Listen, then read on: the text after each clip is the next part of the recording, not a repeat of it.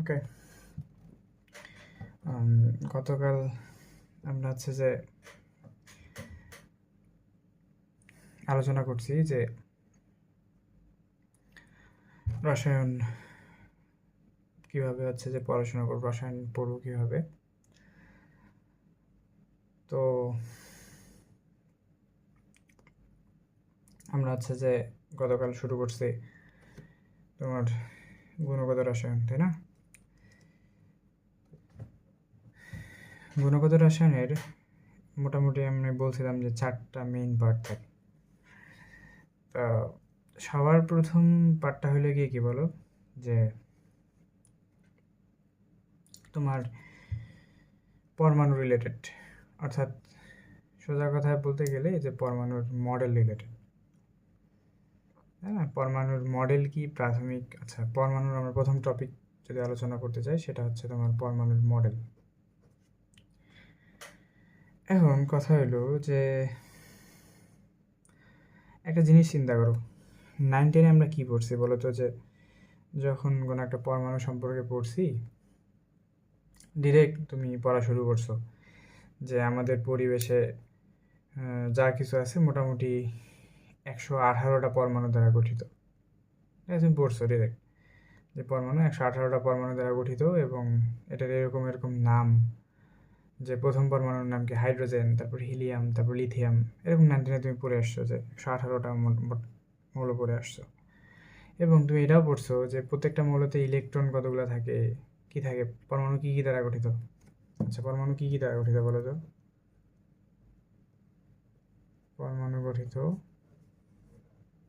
পরমাণুকে যদি আমরা ভাঙি 3টে জিনিস পাবো। একটা হচ্ছে তোমার ইলেকট্রন, তারপরে একটা হচ্ছে তোমার কি প্রোটন, একটা হচ্ছে নিউট্রন।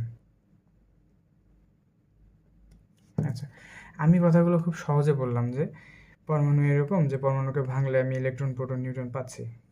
ব্যাপারগুলো কি এতটা সোজা যে তুমি হাতের কাছে পাইছো, মনে করো বইয়ের মধ্যে যে এই 3টে জিনিস থাকে, সুন্দর করে পড়তেছো যে পরমাণু এই 3টে জিনিস দ্বারা গঠিত। কিন্তু এই যে পরমাণুর ভিতরে যে ইলেকট্রনই থাকবে, প্রোটনই থাকবে বা নিউট্রনই থাকবে, যাই থাক না কেন, এগুলো কিন্তু একদিনের ব্যাপারে আসেনি বা একদিনের ব্যবধানে আসেনি, হাজার হাজার বছর ধরে, অনেক সময় ধরে, হাজার হাজার বছর বলতে অনেক, বোঝা যাচ্ছে যে অনেক আগে থেকে, মানে সেই হচ্ছে যে খ্রিস্টের জন্মের পূর্ব থেকে হচ্ছে যে এগুলো নিয়ে গবেষণা হয়ে আসতেছে। একদম ওরাও যে প্রপার তথ্য পাইছে, একদম সঠিক তথ্য পাইছে এরকম না, সবাই একটা আন্দাজ করতো যে হ্যাঁ পরমাণু এইরকম হইতে পারে, ওটা ভুল। তারপরে আরেকজন হচ্ছে যেটা নিয়ে গবেষণা করতো, তারপরে কিছুটা ঠিক পাইতো, বাকিগুলো ভুল। তারপরে আরেকজন ওই সেম জিনিস নিয়ে হচ্ছে যে গবেষণা করতো, তারপরে একটু ঠিক পাইতো, বাকিগুলো ভুল। এইরকম করে একটু ঠিক একটু ঠিক একটু ঠিক পাইতে পাইতে পাইতে আমরা একদম আজকের সময় পৌঁছাইছি। অর্থাৎ আজকে এসে আমরা মোটামুটি অনেক কিছু হচ্ছে যে ঠিকঠাক এই রিলেটেড পড়াশোনা করি, জানি যে পরমাণুর ভিতরে এটা থাকে। হ্যাঁ, আমাদের এত গবেষণা করতে হয়নি। আমরা কি করছি যে প্রিভিয়াস যারা বিজ্ঞানীরা গবেষণা করে গেছে আমরা সেই তথ্যগুলো ব্যবহার করি। তো এই যে তোমার ব্যাপারগুলো, কিভাবে পরমাণুর ভিতরে ইলেকট্রন থাকে, প্রোটন থাকে, নিউট্রন থাকে, এই যে জিনিসগুলো আছে, এগুলো তোমার কিভাবে আসলো, এটা সম্পর্কে আমরা হচ্ছে যে একটু হালকা পাতলা জানবো আর কি, ইতিহাস টাইপ কিছু বলতে পারো। তো আমাদের খুব পুরনো ইতিহাস জানার কোনো প্রয়োজন নেই, আমরা মোটামুটি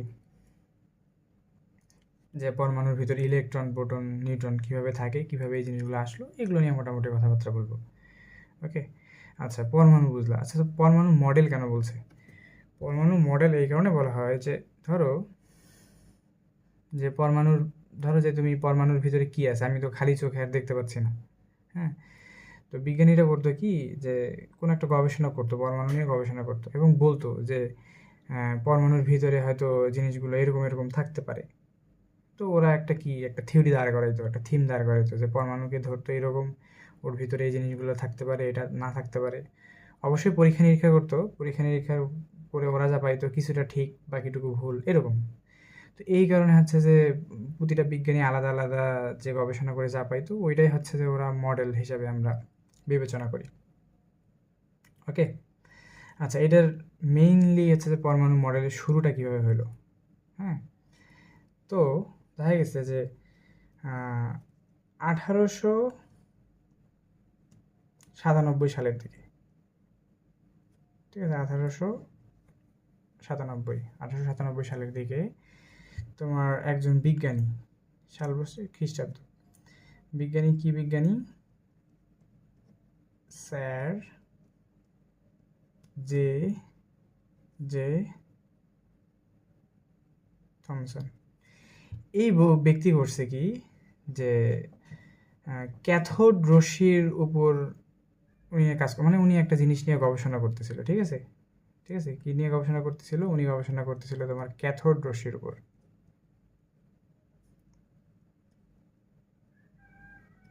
ঠিক আছে, ক্যাথোড রশ্মির উপর। এখন ক্যাথোড রশ্মি কি, আমাদের এখন এটা নিয়ে এত মাথা ব্যথা করার কোনো দরকার নেই, আমরা পরে বিস্তারিত জানবো এটা সম্পর্কে। তো অ্যানোড ক্যাথোড তোমাদের একটু হলেও হয়তো আইডিয়া থাকার কথা, আমরা ফিজিক্সে এটা সম্পর্কে জানবো, সমস্যা নেই। তো উনি ওই ক্যাথোড রশ্মি নিয়ে গবেষণা করতেছিল। তো গবেষণা করতে করতে হঠাৎ করে হচ্ছে যে কি তিনি হচ্ছে যে ইলেকট্রন আবিষ্কার করে ফেলে, ঠিক আছে, হঠাৎ করে কি আবিষ্কার করে ফেলে, ইলেকট্রন আবিষ্কার করে।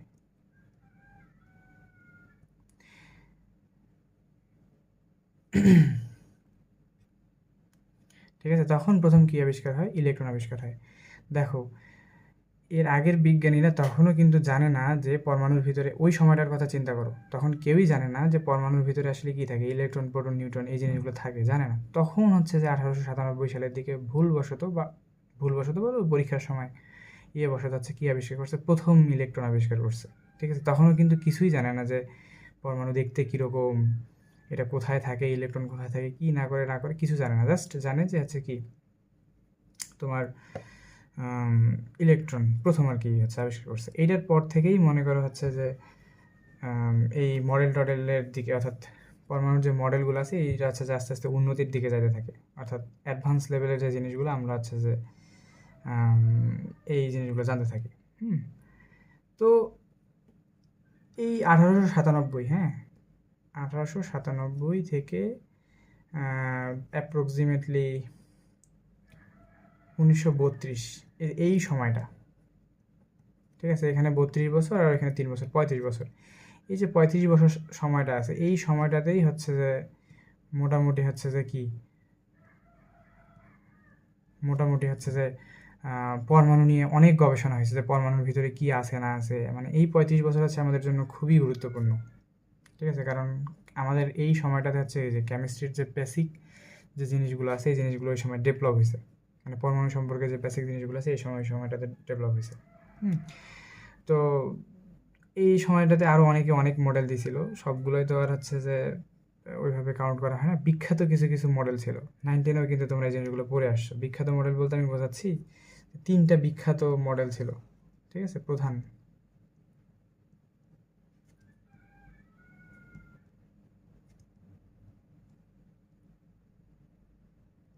ঠিক আছে, প্রধান বলা হচ্ছে কারণ, প্রধান মডেল বলা হচ্ছে কেন জানো, যে তোমার এই মডেলগুলোর মধ্যে অনেক কিছু হচ্ছে সত্যতা আছে, মানে অনেক কিছু আছে ঠিকঠাক জিনিস বের করছে, সব ঠিক যে বের করছে এমনটা না, কিন্তু কাছাকাছি হচ্ছে যে অনেক কিছু বের করে ফেলছিল। তো 1911, ঠিক আছে, 1911 সালের দিকে তোমার হচ্ছে কি রাদারফোর্ড,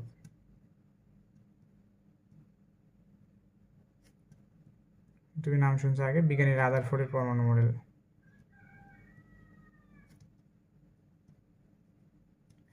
ঠিক আছে, 1911 সালের দিকে হচ্ছে তোমার রাদারফোর্ডের পরমাণু মডেল নিয়ে হচ্ছে কাজ করছে, আমরা এগুলো পড়বো অবশ্য। তো 1911 সালের দিকে, এই সালটাতে। তারপর এর 2 বছর পর, ঠিক আছে, এর 2 বছর পর 1913 সালের দিকে, 1913 সালের দিকে হচ্ছে কি এই রাদারফোর্ডেরই স্টুডেন্ট, মানে ওনারা একই ল্যাবে কাজ করতেন, তো ওনারই স্টুডেন্ট হচ্ছে বোর, ঠিক আছে, বোর একটা পরমাণু মডেল দিছে। আসলে রাদারফোর্ড পরমাণু মডেল আবার বোর পরমাণু মডেল, এরা কিন্তু হচ্ছে, রাদারফোর্ড হচ্ছে তোমার ওই শিক্ষক ছিলেন, আর বোর হচ্ছে স্টুডেন্ট কিন্তু, হ্যাঁ, জিনিসটা জানে না। তো রাদারফোর্ড আর বোরের যে পরমাণু মডেলগুলো ছিল, রাদারফোর্ড যে মডেলটা করছে, বোর করছে কি যে ওনার মডেলটাকে একটু ঠিকঠাক করছে। হ্যাঁ, ধরো যে ওনার মডেলে যে ভুল ভ্রান্তিগুলো ছিল সেই ভুল ভ্রান্তিগুলোকে কাটায় বোর নতুন করে আরেকটা মডেল স্থাপন করছে। ঠিক আছে, তারপরে আরেকটা গুরুত্বপূর্ণ সময় হচ্ছে 1924 থেকে, এটা 1927 এই সময়টাতে।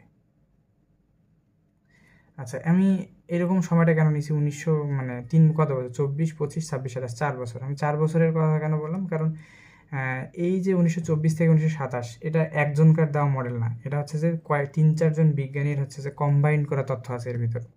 বুঝতে পারছো, যে 3-4 জন বিজ্ঞানী একসাথে মিলে মনে করো যে একটা মডেল দাঁড় করে, মানে 3-4 জন বিজ্ঞানীর হচ্ছে যে যে গবেষণার যে ফলাফল আছে সেই ফলাফলগুলো এক জায়গায় করে হচ্ছে যে একটা মডেল দাঁড় করানো হয়েছে। সেই মডেলটার নাম হচ্ছে কোয়ান্টাম বলবিদ্যা পরমাণু মডেল। ঠিক আছে, কি এটার নাম? কোয়ান্টাম বলবিদ্যা পরমাণু মডেল।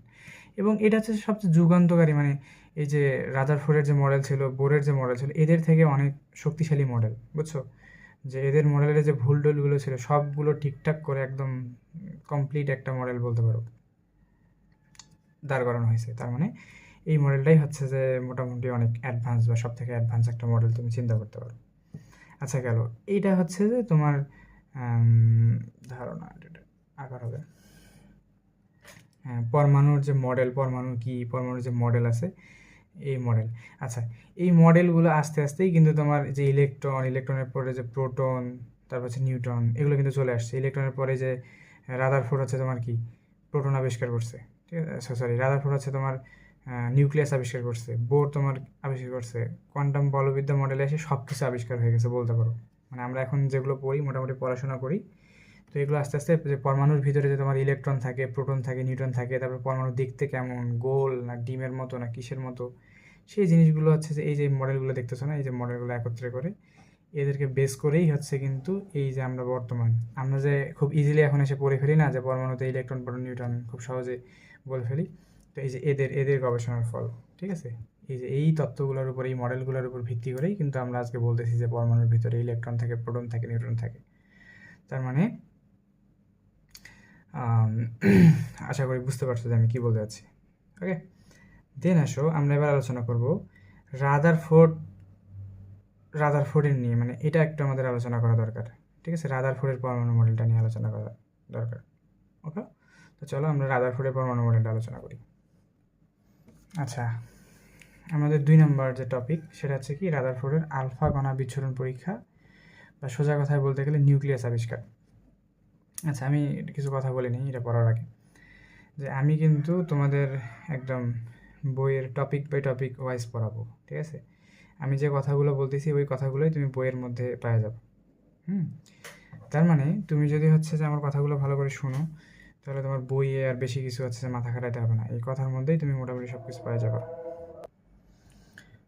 ওকে, আচ্ছা, আমি চাইছিলাম যে বই দেখে পড়াবো, কিন্তু পড়াবো না, কারণ হচ্ছে যে দেখা গেছে যে একটা ভিডিও করে ইউটিউবে দিচ্ছি, তো বইয়ের পেজ থাকার কারণে আবার ভিডিও ডিলেট হয়ে যেতে, রেস্ট্রিকশন খাওয়া যেতে পারে।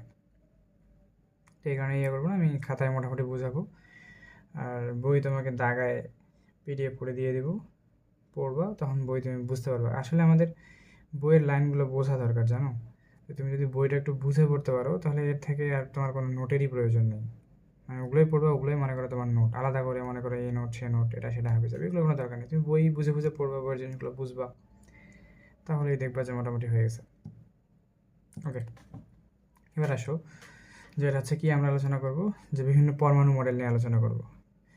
তো আচ্ছা, তো এটা হচ্ছে কি, এটা কিন্তু কত সালে আলফা কণার বিচ্ছুরণ পরীক্ষা, এটা হচ্ছে কি যে রাদারফোর্ডের পরীক্ষাটা। তো রাদারফোর্ডের পরীক্ষাটাকেই হচ্ছে তোমার আসলে আলফা কণা বিচ্ছুরণ পরীক্ষা বলা হয়, বা ইংলিশে যদি বলো এটাকে বলা হয় আলফা পার্টিকেল স্ক্যাটারিং এক্সপেরিমেন্ট। আচ্ছা, এই পরীক্ষার মাধ্যমে উনি কী আবিষ্কার করছিল জানো? নিউক্লিয়াস আবিষ্কার করছিল। অর্থাৎ কোনো একটা পরমাণুর ভিতরে আমরা যে বলি না নিউক্লিয়াস থাকে, তো এই নিউক্লিয়াস যে আছে এটা হচ্ছে আবিষ্কার করছিল কে বলো তো? রাদারফোর্ড। এটা কিন্তু পরীক্ষাতেও আসে। যে রাদারফোর্ড মূলত কী আবিষ্কার করছিলেন, ইলেকট্রন, প্রোটন, নিউট্রন, নিউক্লিয়াস, এরকম অনেক অপশন দেওয়া থাকে। তার মানে রাদারফোর্ড কী আবিষ্কার করছে বলো তো? নিউক্লিয়াস আবিষ্কার করছে। এটা একটু ভালো করে মাথায় রাখি। আসলে একটা জিনিস দেখো যে রাদারফোর্ড কেন, রাদারফোর্ডের আসলে কী খায়া দায় কাজ করতে গেছে যে ও এরকম একটা আলফা কণার বিচ্ছুরণ পরীক্ষা টেস্ট করতে গেছে? আমরা তো হচ্ছে যে কোনো কারণ ছাড়া কোনো কিছু করি না।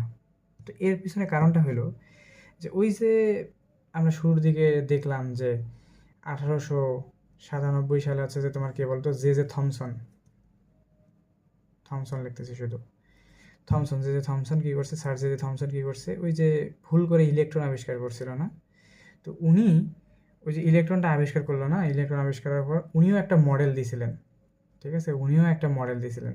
তো এটাকে বলা হয় পাম প্লাডিং মডেল, ঠিক আছে, এটাকে বলা হয় PLUM, পাম প্লাডিং।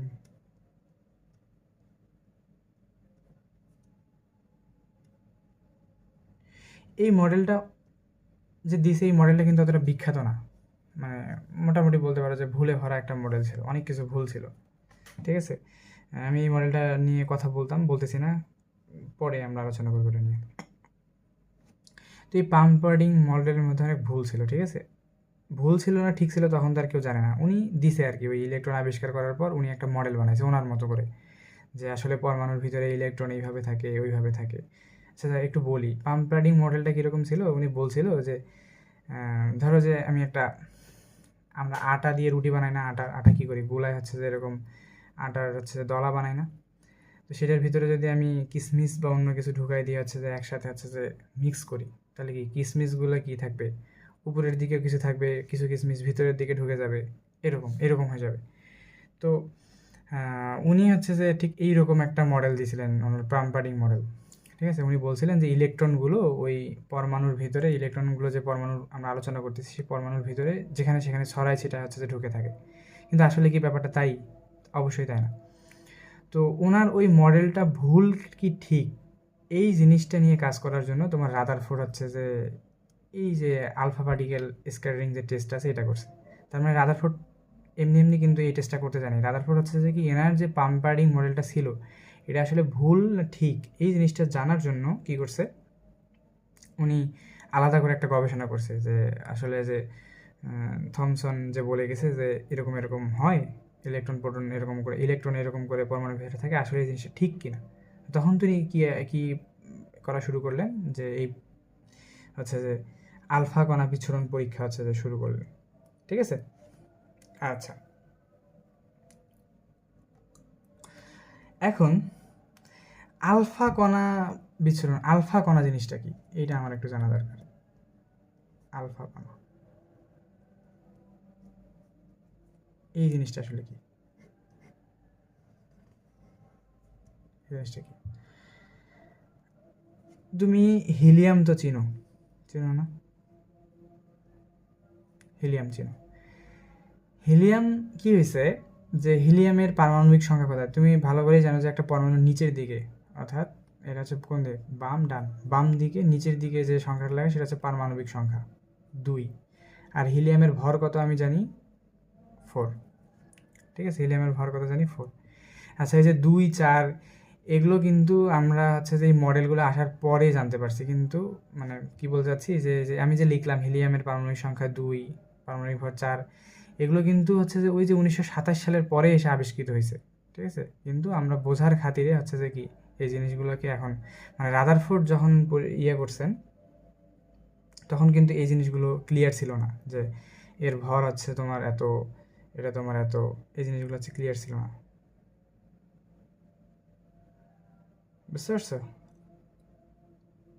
আচ্ছা আচ্ছা, যাই হোক, তো হিলিয়ামের পারমাণবিক সংখ্যা হচ্ছে 2 আর এর ভর হচ্ছে কত, 4 গেল। হিলিয়াম থেকে যদি দুইটা হচ্ছে কি বের করে দাও, দুইটা হিলিয়ামের, আচ্ছা হিলিয়াম পরমাণুটা কীরকম একটু আমি আঁকাই।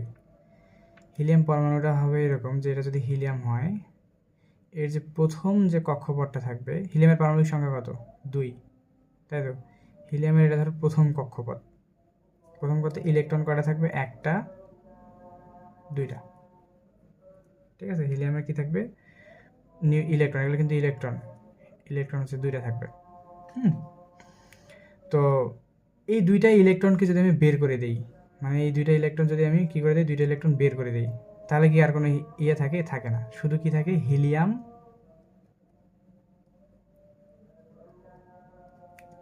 নিউক্লিয়াস।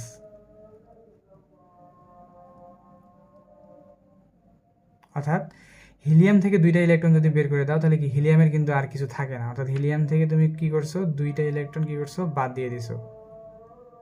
মানে হিলিয়ামের কিন্তু পারমাণবিক সংখ্যা 2, মানে কি হিলিয়ামের নিউক্লিয়ার ইলেকট্রনের কিন্তু কয়টা, 2টাই। তো সেই 2টা ইলেকট্রন তুমি বের করে দিছো, দিয়ে তুমি কি পাইছো, যে এইচ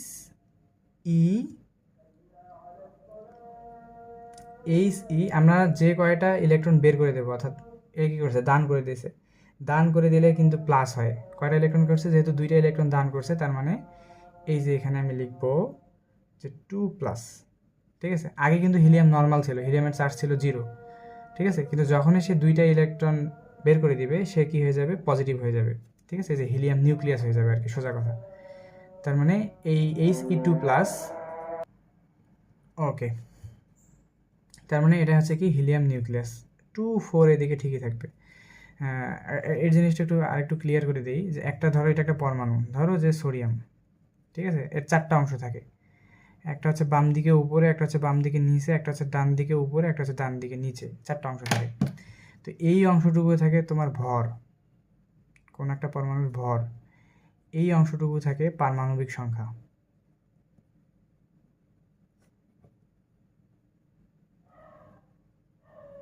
পারমাণবিক সংখ্যা বা প্রোটন সংখ্যা। এই অংশটুকুতে থাকে চার্জ, অর্থাৎ পজিটিভ না নেগেটিভ।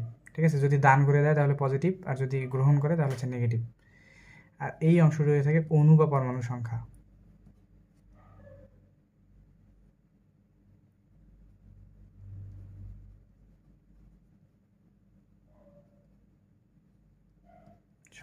এই 4টা জিনিস কিন্তু আমরা একটু মাথায় রাখি, কারণ কেমিস্ট্রির বেসিক জিনিস এগুলো। তো এই যে হিলিয়াম নিউক্লিয়াস পেলা, এই হিলিয়ামের মধ্যে কি নাই, যে এই হিলিয়ামের কিন্তু যে 2টা ইলেকট্রন ছিল সে দান করে দিয়েছে, তার মানে শুধু নিউক্লিয়াসটা আছে। নিউক্লিয়াস মানে কি, কেন্দ্রের যে অংশটুকু, তার মানে এইটাই হচ্ছে তোমার কি হিলিয়াম নিউক্লিয়াস, বা এর নামই হচ্ছে যে আলফা কণা। ঠিক আছে, এই হচ্ছে তোমার সেই আলফা কণা। বুঝতে পারছো তাহলে আলফা কণাটা কি, এই হচ্ছে আলফা কণা। এবং তিনি এই আলফা কণা দিয়ে হচ্ছে যে কি ওনার পরীক্ষাটা চালাইছিলেন। ঠিক আছে, ওনার পরীক্ষা চালাইছিলেন, এই যে আলফা কণা বিচ্ছুরণ পরীক্ষা চালাইছিলেন। এখন কথা হচ্ছে যে তিনি আলফা কণা পাইলেন কোথা থেকে। তিনি আলফা কণা তো তুমি তো চাইলেই একটা পরমাণু থেকে 2টা ইলেকট্রন ধরে বের করে দিতে পারো না, এরকম ক্ষমতা তোমার নাই। তো এই আলফা কণাটাই হচ্ছে যে কিছুদিন আগেই, ঠিক আছে, যে আলফা কণা আবিষ্কার হয়েছে কোথা থেকে, এই যে এই জায়গা থেকে। রেডিয়াম, এটা একটা হচ্ছে যে পরমাণু রেডিয়াম 88, পারমাণবিক সংখ্যা হচ্ছে 88। আর একটা হচ্ছে তোমার ইউরেনিয়াম। ঠিক আছে, এর পারমাণবিক সংখ্যা হচ্ছে 92। এই যে পরমাণুগুলো আছে, এগুলো হচ্ছে যে এরা যখন কি বলবো, এরা হচ্ছে তেজস্ক্রিয় মৌল। হ্যাঁ, এবং এরা হচ্ছে যে স্বতঃস্ফূর্তভাবে আলফা কণা বের করে। আলফা কণা হচ্ছে যে বিচ্ছুরিত করে। ঠিক আছে, আলফা কণা বিচ্ছুরণ করে, এবং এইখান থেকেই কিন্তু হচ্ছে যে মূলত তিনি আলফা কণা নিয়েছিলেন। ঠিক আছে, এই যে হিলিয়াম নিউক্লিয়াসের কথা আমরা বলতেছি। আচ্ছা, এই আলফা কণার বৈশিষ্ট্য সম্পর্কে আমরা হচ্ছে যে একটু যদি জানতে চাই এক ধাঁচে, তো এর বৈশিষ্ট্য হচ্ছে কি, এটা হচ্ছে একটা যৌগিক বা কম্পোজিট কণা। যৌগিক বা কি কম্পোজিট কণা।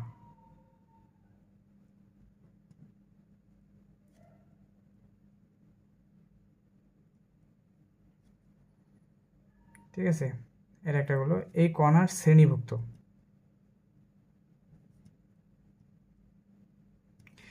যৌগিক বা কম্পোজিট মানে কি, কম্পোজিট কথাটা আসে হচ্ছে যখন আমরা অনেকগুলো জিনিসকে একসাথে মিক্স করি, সেই জায়গায়।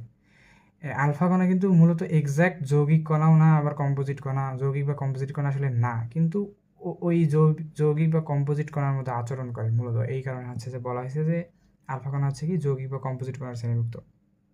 এবং এদের খুবই গতিসম্পন্ন, প্রচণ্ড গতি থাকে, এবং এদের গতি প্রায় হচ্ছে যে তোমার দেখা গেছে যে 1 × 10⁻⁷ মিটার পার সেকেন্ড ইনভার্স 1 থেকে প্রায় 2.5 মিটার পার সেকেন্ড ইনভার্স 1, ও সরি 2.5 গুণন 10 ইনভার্স, সরি উল্টাপাল্টা বলি কেন, ইনভার্স কেন বলতেছি, ইনভার্স মানে তো অনেক গতি কমে যাবে, 7, 10⁻7, ঠিক আছে, এটা আবার ভুল করিও না। তাহলে 10⁻7 থেকে 2.5 গুণ 10⁻7 পর্যন্ত, এত হচ্ছে যে হাই গতি সম্পন্ন, ঠিক আছে। এবং তুমি ভালো করেই বুঝতে পারতেছো এখানে তোমার কি দ্বিধনাত্মক কণা, এর ভর কত বলো তো, এর ভর হচ্ছে তোমার 4, দেখো এই যে এর ভর হচ্ছে 4, হ্যাঁ। এবং হচ্ছে কি এটাতে তোমার ভর 4 মানে কি, 2টা প্রোটন 2টা নিউট্রন, ভর 4 বলতে 2টা হচ্ছে তোমার প্রোটন প্লাস 2টা হচ্ছে কি নিউট্রন। প্রোটন আর নিউট্রন কি এটা তুমি আশা করি 9-10 জেনে আসছো যে পরমাণু 3টা কণিকার ভিতরে একটা। তো এই হচ্ছে যে মোটামুটি আলফা কণার বৈশিষ্ট্য। তো আমরা এই পরীক্ষা করার আগে বেশ কিছু জিনিস সম্পর্কে ধারণা নেওয়ার ছিল, আমরা সেই ধারণাগুলোই মনে করো নিলাম এখানে, যে এই জিনিসগুলো সম্পর্কে আমাদের ধারণা থাকা উচিত, তাহলে আমরা মূলত বুঝতে পারবো যে রাদারফোর্ডের পরীক্ষাটা মূলত কী ছিল, ঠিক আছে। এবার আমরা মেইন পরীক্ষার ভিতরে যাব, ঠিক আছে, মেইন পরীক্ষার ভিতরে যাব যে তিনি আসলে পরীক্ষাটা কীভাবে করছিলেন এবং পরীক্ষাটা আসলে কী ছিল, কীভাবে বুঝতে পারলেন যে পরমাণুর ভিতরে কী কী থাকে না থাকে।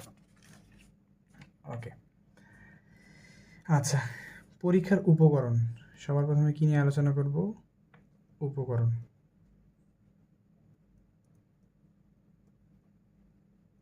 উপকরণ কি কি উপকরণ হচ্ছে আমাদের লাগছিল এখানে, উপকরণ লাগছিল যে এক তো আলফা কণা,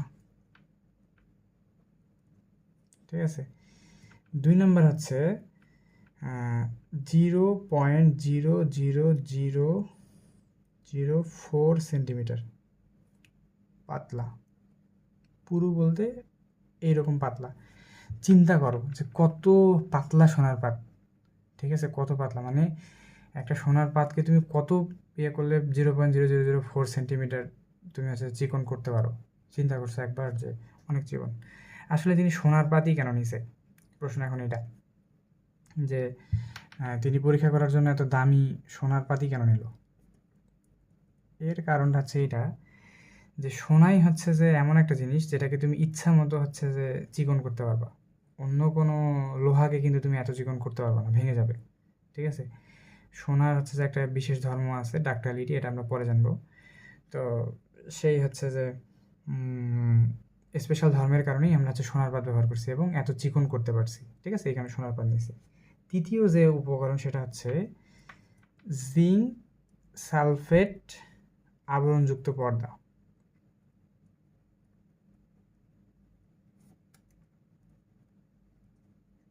আচ্ছা, এই আবরণযুক্ত পর্দাটার আসলে কি দরকার আমরা পরীক্ষার সময় জানতে পারবো, পরীক্ষা যখন করবো তখন হচ্ছে যে বলবো যে আসলে কেন এই পর্দাটাকে রাখা হয়েছিল। ওকে, এবার আসো মেইন পরীক্ষা, তিনি যে পরীক্ষাটা করছিল সেই পরীক্ষাটা কি, যে পরীক্ষাটা নিয়ে এত আমরা চিল্লাচিল্লি করতেছি সেই পরীক্ষাটা আসলে কি। পরীক্ষাটা খুব সিম্পল। আচ্ছা চলো, পরীক্ষাটা কী ছিল, পরীক্ষাটা দেখো এগুলো তো প্র্যাকটিক্যাল জিনিস, এগুলো তো মুখে মুখে ওইভাবে বোঝানো পসিবল না, কিন্তু তারপরেও কিছু ব্যাপার স্যাপার থাকে, আমি সর্বোচ্চ সংখ্যক তোমাকে বোঝানোর ট্রাই করতেছি। ধরো যে তুমি এইখান দিয়ে একটা এই সাইড দিয়ে একদম এই যে একদম প্রথম যে আমি রেখাটা টানছি, এটা ধরো যে একটা সোনার পাত, ঠিক আছে, সোনার পাত অনেকগুলো মনে করো, আচ্ছা এটা হচ্ছে সোনার পাত, ঠিক আছে, এবং বাইরের দিকে মনে করো যে তুমি এই যে আমি এই অংশটুকুর যে যতটুকু স্কেচ করতেছি এটা সম্পূর্ণটাই মনে করো বিবেচনা করো, সম্পূর্ণ যেটা আছে সেটা হচ্ছে তোমার কি বলতো, যেটা আছে তোমার জিঙ্ক সালফেট আবরণ, ঠিক আছে, এটা হচ্ছে কি জিঙ্ক সালফেট আবরণ। আচ্ছা সোনার পাতটা মনে করো এইখানে কোথাও আছে, এখন সোনার পাতে তো একটা পরমাণু নেই, সোনার অনেক অনেক পরমাণু আছে, তো আমি একটা পরমাণু নিয়ে চিন্তা করি, আমি তো অতগুলো পরমাণু নিয়ে চিন্তা করতে পারবো না, ধরে নিলাম যে এটা মাঝখানে হচ্ছে সোনার একটা পরমাণু, যদিও অনেকগুলো হাজার হাজার সোনার পরমাণু মনে করো এখানে তোমার ওই রকম আছে, তো আমি একটা পরমাণু নিয়ে বিবেচনা করব, ঠিক আছে, ধরো যে এটা হচ্ছে আমার একটা সোনার পরমাণু, ঠিক আছে, এটা আচ্ছা পরমাণু এটা হচ্ছে কি যে তোমার বুঝতে তো পারতো, এটা হচ্ছে তোমার নিউক্লিয়াস এবং ইলেকট্রনগুলো মনে করো এগুলো দিয়ে মনে করো ঘোরাফেরা করতেছে, নেগেটিভ চার্জযুক্ত, ঠিক আছে, ইলেকট্রনগুলো এরকম ঘোরাফেরা করতেছে, নেগেটিভ চার্জযুক্ত করলো। এখন উনি করছেন কি, উনি হচ্ছে যে আলফা কণা মনে করো, ঠিক আছে, আলফা কণাকে এরকম ডাবল প্লাস দিয়ে লেখা হয়, আলফা ডাবল প্লাস, বা এটাকে সোজা কথায় বইয়ে দেখবে যে এইরকম করে দুইটা প্লাস দিয়ে বোঝানো আছে, এটাই কিন্তু তোমার সেই আলফা কণা। বা অন্য ভাষায় বলতে পারো যে He2+2 4, এটা হিলিয়াম 2+ আয়নই হোক অথবা আলফাই হোক বা এইরকম প্লাস প্লাস চিহ্নই হোক, সবগুলো কিন্তু এই আলফা কণা প্রেজেন্ট করে। তো দেখা গেছে যে ম্যাক্সিমাম ইনি অনেকগুলো মনে করো তোমার হচ্ছে যে এরকম আলফা কণা, এগুলো প্রতিটাই হচ্ছে একটা আলফা কণা নিক্ষেপ করছে। তো দেখা গেছে যে ম্যাক্সিমাম কণাই হচ্ছে যে ওই পরমাণু মানে নিক্ষেপ করার বেশিরভাগ, ও আচ্ছা আচ্ছা, তিনি কি আগে বুঝাই যে পরীক্ষাটা কী ছিল, তিনি এরকম নিক্ষেপ করছে, ঠিক আছে। তো নিক্ষেপ করাতে কি হয়েছে, একটা এরকম বেঁকে মনে করো আবার যে দিক থেকে নিক্ষেপ করছে ওই দিকে ফিরে আসছে, ঠিক আছে। তারপর বেশিরভাগই এগুলো ফাঁকা দিয়ে কি হয়ে গেছে, বের হয়ে গেছে, ঠিক আছে। আচ্ছা, আবার কিছু কিছু কণা কী হয়েছে, এরকম করে এসে এরকম করে ধাক্কা খেয়ে বের হয়ে এরকম করে বেঁকে গেছে, ঠিক আছে। এখানে আরও একটা আমি নিলাম প্লাস প্লাস, এরকম করে ধাক্কা খেয়ে মনে করো বেঁকে গেছে, ঠিক আছে। আচ্ছা, আমি এগুলোকে স্টার চিহ্ন দিচ্ছি, যে জায়গাগুলোতে যা আঘাত করছে পর্দাতে সেই জায়গাগুলোতে কী চিহ্ন দিচ্ছি, স্টার চিহ্ন দিচ্ছি। এর মানে কি দাঁড়ায় যে এটা ছিল ওনার পরীক্ষাটা, ঠিক আছে, ওনার পরীক্ষাটা। এবং পরীক্ষাটাতে তিনি কি পাইছেন যে কিছু কিছু কণা আছে যেগুলো ফাঁকা সোজাসুজি বের হয়ে গেছে, খুব কম সংখ্যক কণায় আছে যেটা ধাক্কা খেয়ে আবার বিপরীত দিকে ফিরে আসছে, এবং কিছু কিছু কণা এরকম ধাক্কা খেয়ে এরকম বেঁকে গেছে। কয় প্রকার জিনিস পাইছি, যে একটা হচ্ছে তোমার বেঁকে গেছে, বেঁকে গেছে, একটা হচ্ছে বিপরীত দিকে ফিরে আসছে, বিপরীত দিকে ফেরত, আরেকটা হচ্ছে কি হয়েছে যে ফাঁকা দিয়ে চলে গেছে, ঠিক আছে, ফাঁকা দিয়ে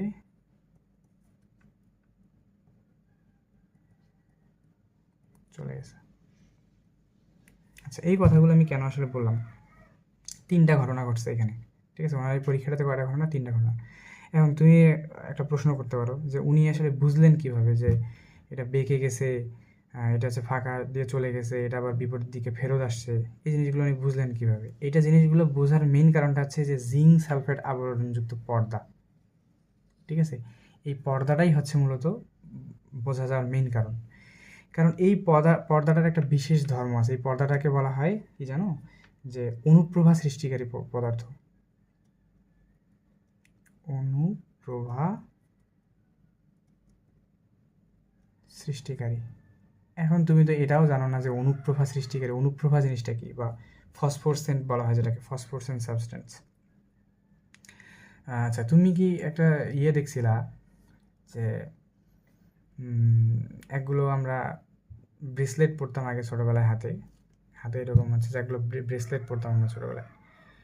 তো ওই ব্রেসলেটগুলো কী হতো যে তুমি যদি আলো দিতে ওইটার মধ্যে, ধরো ব্রেসলেটের মধ্যে তুমি কী দিছো, হাতের মধ্যে ব্রেসলেট পরছো, ওই ব্রেসলেটের মধ্যে আলো দিছো, দিয়ে ওই ব্রেসলেটটাকে তুমি কী করছো, অন্ধকারে নিয়ে গেছো। তো অন্ধকারে নিয়ে গেলে কি দেখবা, দেখবা যে অন্ধকারে হচ্ছে যে এটা জ্বলতেছে, ঠিক আছে, অন্ধকারে কী হইতেছে, জ্বলতেছে। কেন আসলে এরকম হয়, যে আলোতে রাখছি না, আলো হচ্ছে কী করছে, শোষণ করছে, শোষণ করে হচ্ছে কি পরবর্তীতে আবার ওই আলোটাকে কী করতে পারে, বিকিরণ করতে পারে, ঠিক আছে। আচ্ছা, তার মানে কী করে, তোমার ওই ব্রেসলেটটা, আমি যে হাতের মধ্যে যে ব্রেসলেটটা পরি, ধরো যে এটা হচ্ছে আমার ব্রেসলেট, বোঝাই সাইডে, এটা ধরো আমার হাতের ব্রেসলেটটা, আলো এসে যখন মনে করে এর উপর পড়ে, সেই আলোটাকে কী করে, শোষণ করে, শোষণ করে তুমি যখন এটাকে অন্ধকারে নিয়ে যাও, ঠিক আছে, অন্ধকারে নিয়ে যাও, তখন অন্ধকারে মনে করো এরকম করে জ্বলতে থাকে। তো এই ব্যাপারটাকেও তুমি হচ্ছে যে অনুপ্রভার সাথে তুলনা করতে পারো।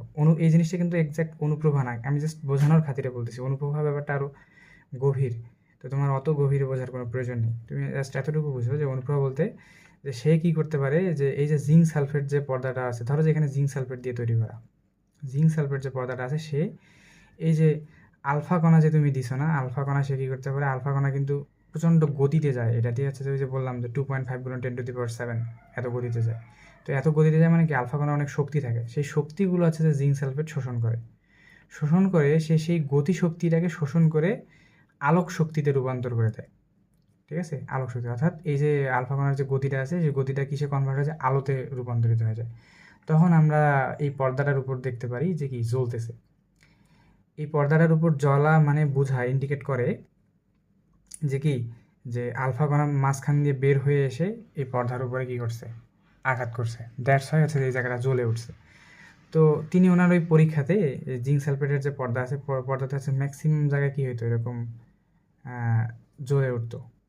ঠিক আছে, 3টা ঘটনা হচ্ছে তিনি বুঝতে পারছিলেন যে এখানে 3টা ঘটনা ঘটতেছে।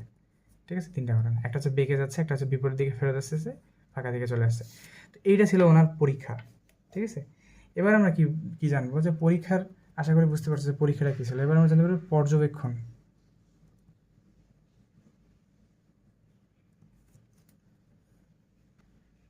পর্যবেক্ষণ বলতে এখানে যেটা আলোচনা করছি এটাই কিন্তু পর্যবেক্ষণ। হ্যাঁ, আবার পর্যবেক্ষণগুলো একটু ক্লিয়ারলি আলোচনা করি। ঠিক আছে, কী তিনি মানে এনার এই পরীক্ষাটা করার পরে ইনি কী পর্যবেক্ষণ করলেন।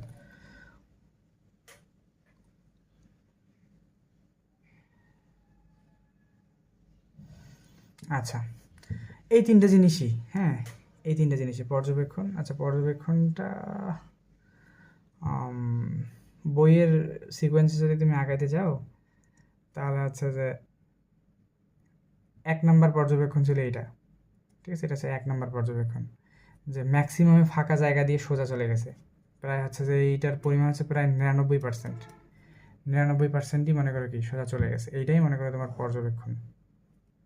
ঠিক আছে, প্রথম পর্যবেক্ষণ ছিল এটা, যে সব ফাঁকা জায়গা দিয়ে চলে গেছে। আচ্ছা,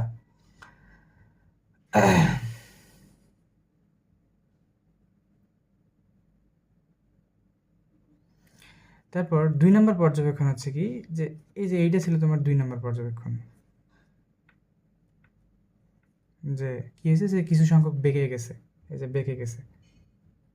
ঠিক আছে, 3 নম্বর পর্যবেক্ষণ ছিল যে খুব কম সংখ্যক, প্রায় এটা হচ্ছে তোমার 3 নম্বর পর্যবেক্ষণ, প্রায় 20,000 কণার মধ্যে একটা কণা হচ্ছে তোমার বিপরীত দিকে ফিরে আসছে। মানে 20,000টা কণা তুমি পাস করছো, 20,000টা কণার মধ্যে জাস্ট একটা কণা ফেরত আসছে, বাকি সবগুলোই হয় ফাঁকা দিয়ে চলে গেছে, নাহলে এরকম বেঁকে গেছে।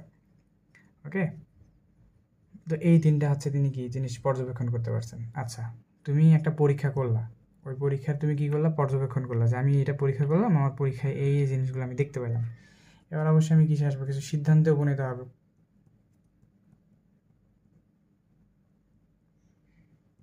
সিদ্ধান্তের মধ্যে আসবো। সেই সিদ্ধান্তগুলো হচ্ছে কি, এটাই কিন্তু হচ্ছে তোমার সেই মডেলের, মানে এই সিদ্ধান্তগুলোর উপর ভিত্তি করেই কিন্তু রাদারফোর্ড পরমাণু মডেল দিয়েছেন। তো সিদ্ধান্তগুলো কী কী আমি হচ্ছে যে একটু বোঝার ট্রাই করি। যে প্রথম সিদ্ধান্তটা, তো যেহেতু হচ্ছে কি হয়েছে বলো, 1 নম্বর যে তোমার সিদ্ধান্ত হবে, যেহেতু তোমার ম্যাক্সিমাম জিনিস হচ্ছে কি, ম্যাক্সিমাম কণায় কী হয়েছে, যে ফাঁকা দিয়ে বের হয়ে গেছে। দেখো ফাঁকা দিয়ে কিন্তু বের হয়ে গেছে ম্যাক্সিমাম। হ্যাঁ, 20,000-এর মধ্যে 19,000ই মনে করো ফাঁকা দিয়ে, 20,000 কণা যদি তুমি এদের পাস করো, 19,000ই বের হয়ে যাবে ফাঁকা। তাহলে তিনি এখান থেকে প্রথম যে সিদ্ধান্ত আসছে, যে পরমাণুর ম্যাক্সিমাম জায়গা হচ্ছে কি, অধিকাংশ জায়গা ফাঁকা।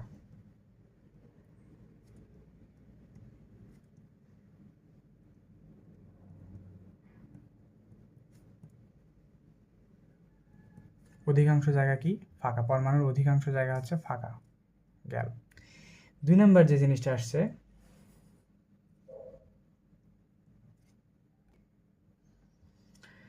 আচ্ছা 2 নম্বর যে জিনিসটা লক্ষ্য করবো, দেখবা যে একটা কণা কিন্তু কি বিপরীত দিকে ফিরে আসছে।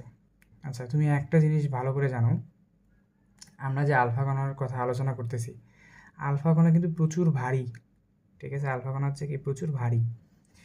তো আলফা কণা মনে করে এখান থেকে রিলিজ হয়েছে, যে কিছু একটার সাথে কি হয়েছে, ধাক্কা খেয়ে আবার বিপরীত দিকে ফিরে আসছে। এর মানে কি বলো, এর মানে এই পরমাণুর ভিতরে কেন্দ্রে অবশ্যই এমন কিছু একটা আছে যে হচ্ছে কি ভারী। ঠিক আছে, ভারী না হয় যদি এটা হালকা হইতো, তাহলে কি এই হিলিয়াম আলফা যে কণা আছে, আলফা কণার ধাক্কাতে এটা বের হয়ে পরমাণু থেকে ছিটকে মনে করো বাইরের দিকে চলে যেত, তাই না?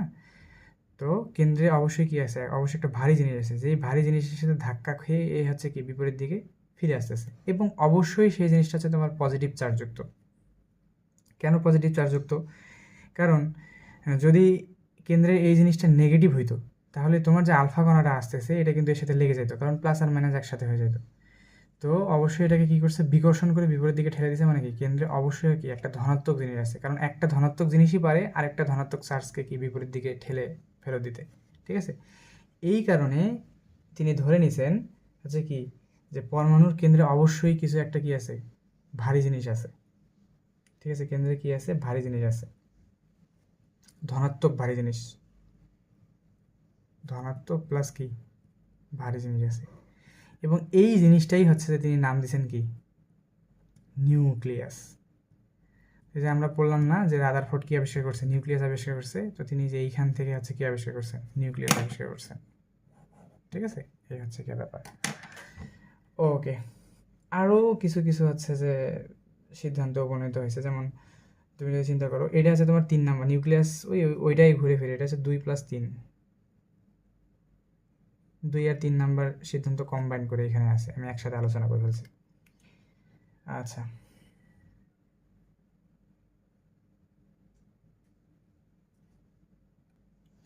তিনি আরেকটা জিনিস উপনীত হয়েছে সিদ্ধান্তে, সেটা হচ্ছে কি যে ধনাত্মক চার্জ সংখ্যা তিনি হিসাব করে দেখাইছেন। মানে ধনাত্মক চার্জ ইজ ইকুয়াল টু হচ্ছে কি যে পারমাণবিক সংখ্যা।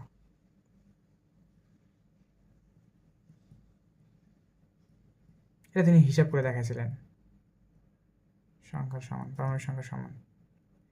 ঠিক আছে, এটা একটু জেনে নেবে। ধনাত্মক ধনাত্মক চার্জ বলতে যে কেন্দ্রের দিকের যে ধনাত্মক চার্জ এইটা, আর হচ্ছে যে পরমাণু কি পারমাণবিক সংখ্যা যত হয় সেটা হচ্ছে কি সমান সমান, জিনিসটা দেখাইছিলেন। আচ্ছা, আচ্ছা, তিনি আরও বলছেন এই নিউক্লিয়াস সম্পর্কে আরও একটা কথা বলছেন, যে এই যে নিউক্লিয়াসটা আছে না, নিউক্লিয়াস হচ্ছে মোট পরমাণুর তুলনায় কি খুবই নগণ্য। ঠিক আছে, এতই নগণ্য যে সেটা হচ্ছে কি এটা প্রায় তোমার নিউক্লিয়াস থেকে যে তোমার পরমাণুর যে আকার আছে, ঠিক আছে, এটা ধরো যে তোমার পরমাণু পরমাণু এটা আকার, আর এটা মনে করো নিউক্লিয়াস। এই নিউক্লিয়াসের থেকে পরমাণুর আকার প্রায় 10,000 থেকে 1,00,000 গুণ বড়। ঠিক আছে, প্রায় 10,000 থেকে 1,00,000 গুণ বড়। তার মানে বুঝতে পারছো যে ইলেকট্রনগুলো কত দূর দিয়ে ঘোরাফেরা করে, মাঝখানে ম্যাক্সিমাম জায়গায় কি ফাঁকা, ম্যাক্সিমাম জায়গায় ফাঁকা, আর এখানে খুব অল্প একটু জায়গাতে তোমার কি থাকে, খুবই ক্ষুদ্র একটু জায়গাতে নিউক্লিয়াস থাকে, সব ধনাত্মক চার্জ থাকে। এই কয়টা হচ্ছে যে তুমি বৈশিষ্ট্য হচ্ছে যে আমরা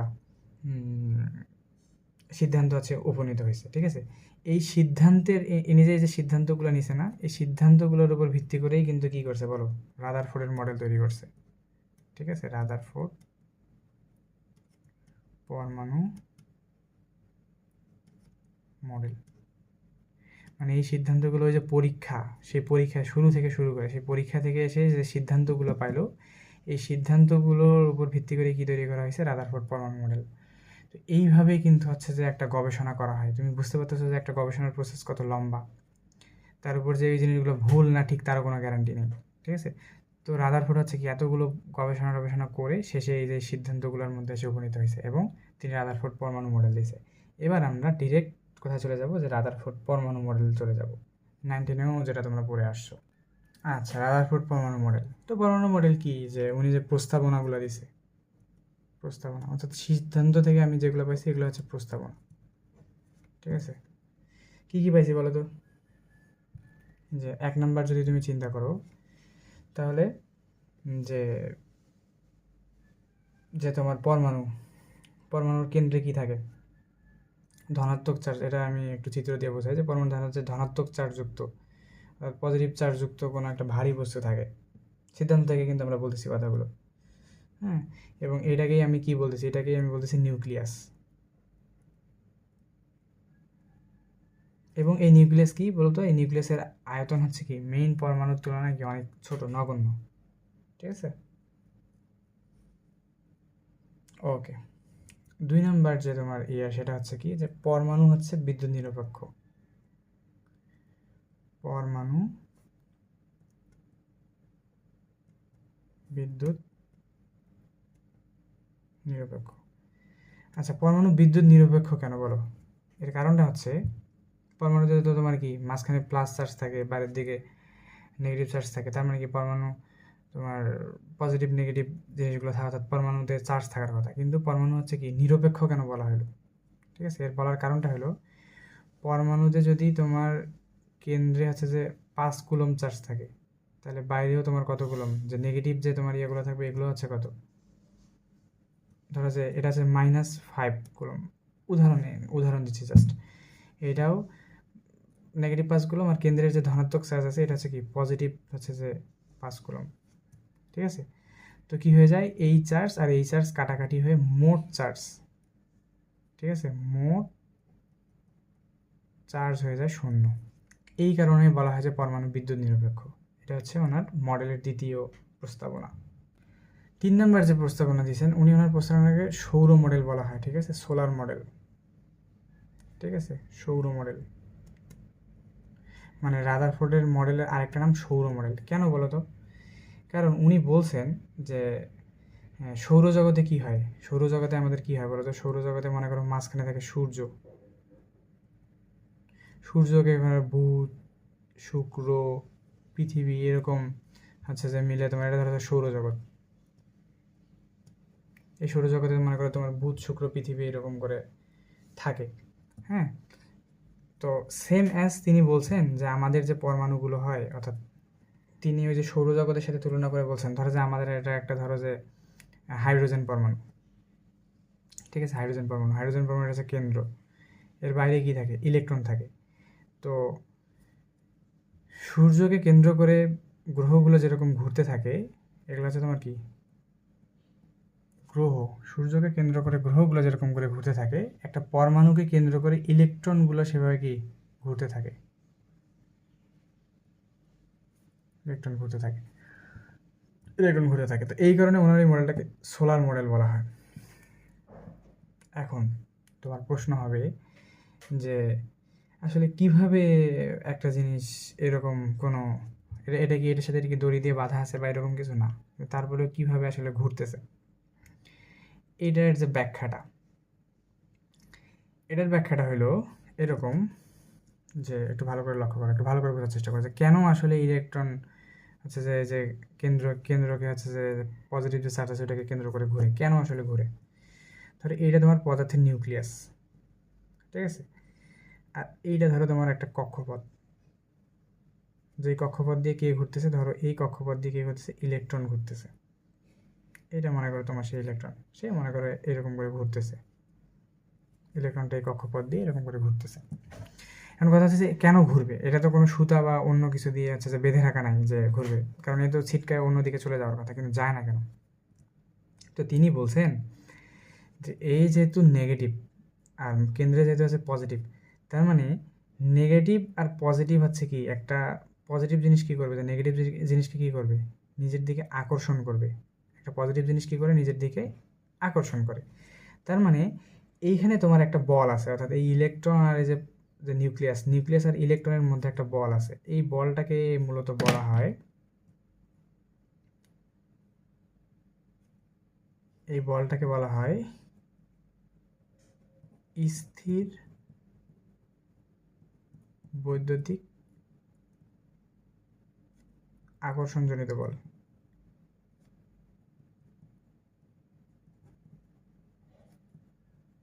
ঠিক আছে, এটা হচ্ছে একটা আকর্ষণজনিত বল, আকর্ষণজনিত কেন্দ্রমুখী বল।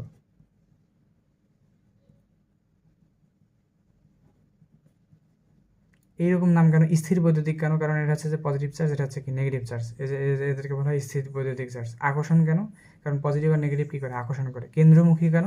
কারণ এই বলটা সবসময় কেন্দ্রের দিকে কাজ করে, কারণ নিউক্লিয়াস তো তোমার ভারী, এটা নড়ে না। ইলেকট্রন হচ্ছে যে ভ্রমণ করতে থাকে সবসময়, তার মানে এই কারণে হচ্ছে যে কি কেন্দ্রমুখী বল। কেন্দ্রমুখী মানে কেন্দ্রের মুখে সবসময় কাজ করে। আচ্ছা, যদি এরকম হয় যে কোনো একটা জিনিসকে মনে করো কেউ ভিতর দিকে টানতেছে, তার মানে কি এ কেন্দ্রের মধ্যে চলে আসার কথা, তার মানে কি ইলেকট্রনটাকে কেন্দ্রের মধ্যে চলে আসার কথা, কিন্তু আসলে আসে না কেন? কারণ বিপরীত দিকে আরেকটা বল থাকে। ঠিক আছে, বিপরীত দিকে একটা বল থাকে, এই বলটাকে বলা হয় আবর্তনশীল ইলেকট্রনের কেন্দ্র বহির্মুখী বল।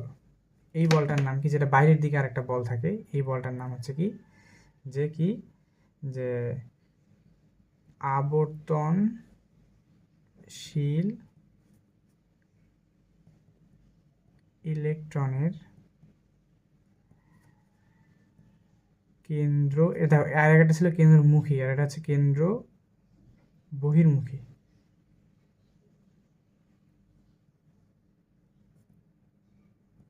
এই বলটা হচ্ছে কি কেন্দ্র বহির্মুখী বল। তার মানে একটা বল দেখো কেন্দ্রের ভিতরের দিকে টানতেছে, একটা বল কি কেন্দ্র বাইরের দিকে টানতেছে। এখন তুমি বলবা যে কেন্দ্র বহির্মুখী বলটা কিভাবে আসে। সাপোজ তুমি একটা জিনিস চিন্তা করো, তুমি একটা কোনো কিছুকে হচ্ছে যে বেঁধে মনে করো এরকম করে ঘোরাচ্ছ, ঠিক আছে, একটা কোনো কিছু একটা বেঁধে ঘোরাচ্ছ। ধরো যে এখানে তুমি হাত দিয়ে কোনো কিছু একটা ধরছো, একটা সুতার সাহায্যে তুমি একটা পাথর মনে করো বেঁধে নিছো এখানে, ঠিক আছে, পাথর বেঁধে নিছো, আর পাথরটাকে এরকম করে তুমি গোল গোল ঘোরাচ্ছ। তো তুমি চিন্তা করো যে তুমি যদি এটাকে ছেড়ে দাও তাহলে এটা কি বাইরের দিকে চলে যাবে না? ধরো যে যেই জিনিস বড় ছেড়ে দিচ্ছ, ঘুরাইতে ঘুরাইতে এরকম করে ছেড়ে দিচ্ছ, ধরো যে এই দিকে ছেড়ে দিচ্ছ, ঘুরাইতে ঘুরাইতে দেখবা যে এই দিক চলে গেছে। তার মানে কি ওর বাইরের দিকে চলে যাওয়ার একটা কি প্রবণতা থাকে। তো এই জিনিসটাকেই বলা হচ্ছে যে কেন্দ্র বহির্মুখী বল। তার মানে এই ইলেকট্রনটার উপর কয়টা বল কাজ করতেছে? দুইটা বল কাজ করতেছে। একটা কেন্দ্রমুখী বল, যেটা হচ্ছে যে পজিটিভ নেগেটিভ চার্জের জন্য, আর একটা হচ্ছে ওই যে ইলেকট্রনটা ঘুরতেছে, ঘোরার কারণে হচ্ছে যে ওর বাইরের দিকে একটা বল তৈরি হয়, দুইটা বল। এই দুইটা বল হচ্ছে সমান সমান, অর্থাৎ এই যে কেন্দ্রমুখী বল আর কেন্দ্র বহির্মুখী বল এই দুইটা বল হচ্ছে কি সমান সমান। সমান সমান হওয়াতে এ না ভিতরে আসে না বাইরে যায়, ও এক নির্দিষ্ট রেখা বরাবর সবসময় ঘুরতে থাকে। এইটা হচ্ছে যে ওনার লজিক, ঠিক আছে। এখন এটা ভুল না ঠিক সেটা তুমি পরে জানবে। তাহলে এই তিনটা ছিল মোটামুটি ওনার সিদ্ধান্ত, ঠিক আছে, এই তিনটা সিদ্ধান্ত। এখন আমরা আসি ওনার এই সিদ্ধান্তগুলো ভুলগুলো কী কী ছিল, ঠিক আছে। মানে উনি তো সিদ্ধান্ত দিছে, তো ওনার এই সিদ্ধান্তে ভুলগুলো কী কী ছিল। তো আমরা ভুলগুলোকে বলবো সীমাবদ্ধতা।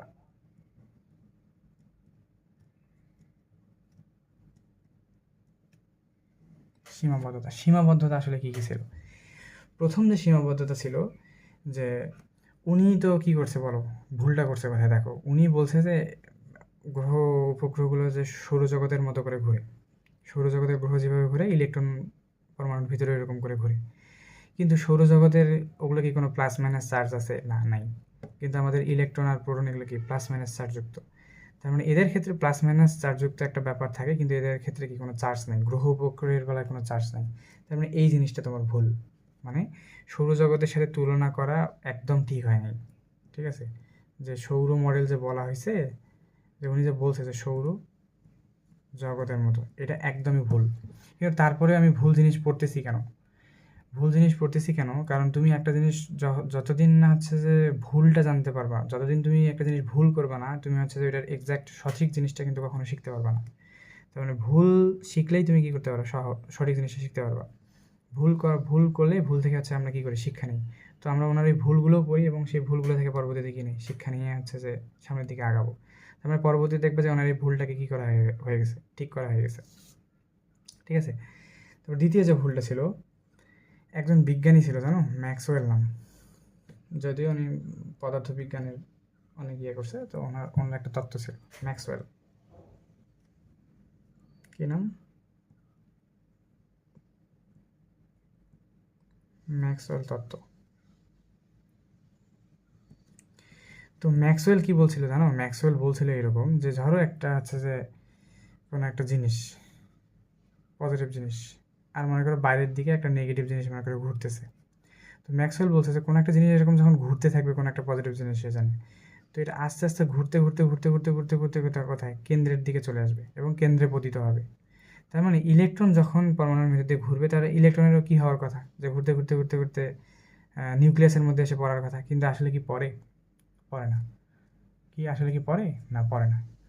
তো তাহলে কি ম্যাক্সওয়েল মনে করো পরীক্ষা নিরীক্ষা করে উনি দেখাইছে, মানে ম্যাক্সওয়েল পরীক্ষা নিরীক্ষা করে দেখাইছে যে তুমি যদি কোনো কিছুকে এরকম করে ঘূর্ণন অবস্থা ছেড়ে দাও, কেন্দ্রের মধ্যে চলে আসবে। কিন্তু পরমাণুতে কিন্তু কেন্দ্রতে চলে আসছে না। তার মানে এই জিনিসটা কেমন বিপরীতমুখী হয়ে গেল না? ম্যাক্সওয়েল বলতেছে যে ঘুরতে ঘুরতে কেন্দ্রে চলে আসবে, আর বোর বলতেছে যে মানে বোরের কথা অনুযায়ী কেন্দ্রে চলে আসতেছে না, কীরকম একটু হয়ে গেল না? তো এই জিনিসটা হচ্ছে ওনার ভুল ছিল, ঠিক আছে। তারপর ইনি কী করছে, 3 নাম্বার যে একটা ভুল করছে, যে বর্ণালী,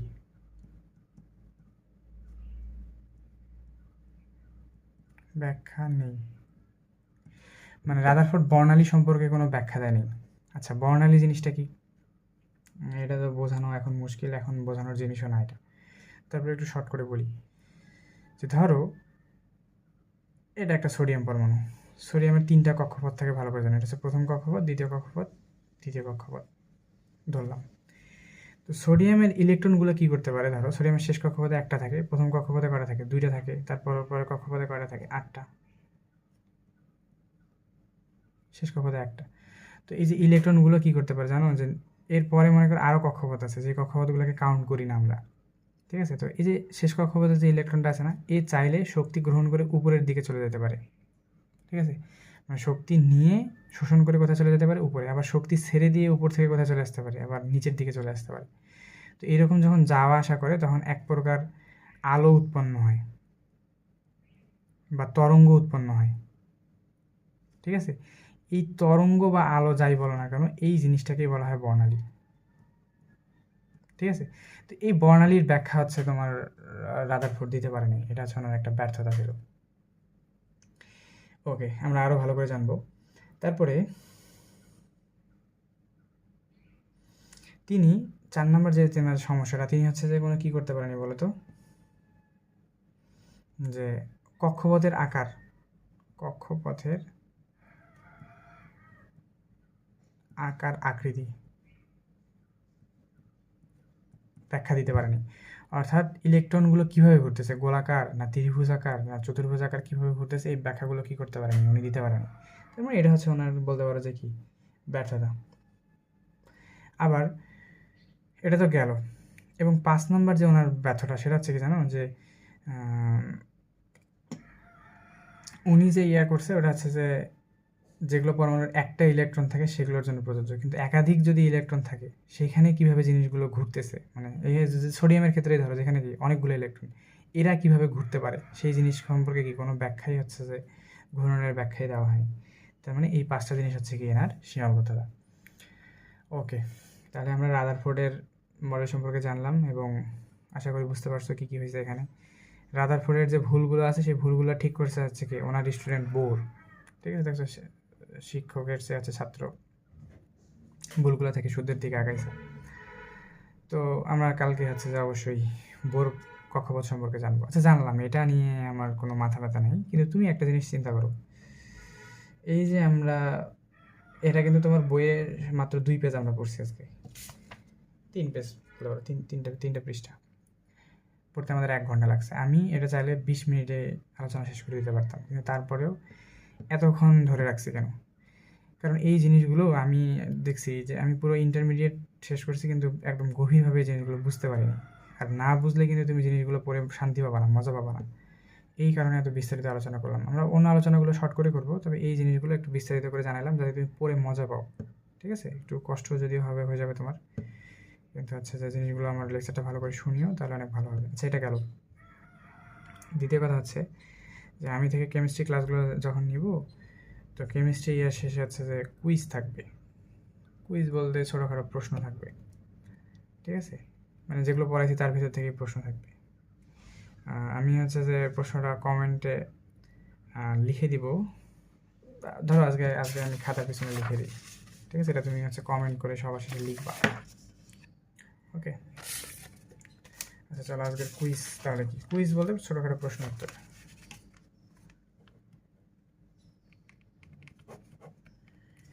কুইজটা হচ্ছে এরকম,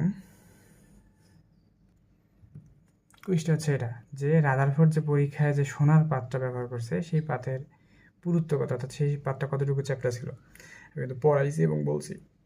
তাহলে এটা তুমি কমেন্ট করে জানাবা, ঠিক আছে? আশা করি কমেন্ট করে জানাবা, তাহলে আমি বুঝতে পারবো যে হ্যাঁ তুমি ক্লাসটা মনোযোগ দিয়ে শুনছো। এটা তোমার পরীক্ষা মানে জাজ করার হচ্ছে যে ক্লাসটা তুমি ঠিকঠাক মতো বুঝতেছো কিনা, পড়ছো কিনা সেটা জানার জন্য। ছোটো এটা প্রতিটা হচ্ছে যে ক্লাসের শেষে এরকম ছোটোখাটো এখন কুইজ থাকবে, সেই কুইজের উত্তর তুমি এখন থেকে দেওয়ার চেষ্টা করবা, ওকে? আর আমি এটার দাগানো যে পৃষ্ঠাগুলো আছে এগুলো তোমাকে আমি হোয়াটসঅ্যাপে দিয়ে দেবো, ওকে?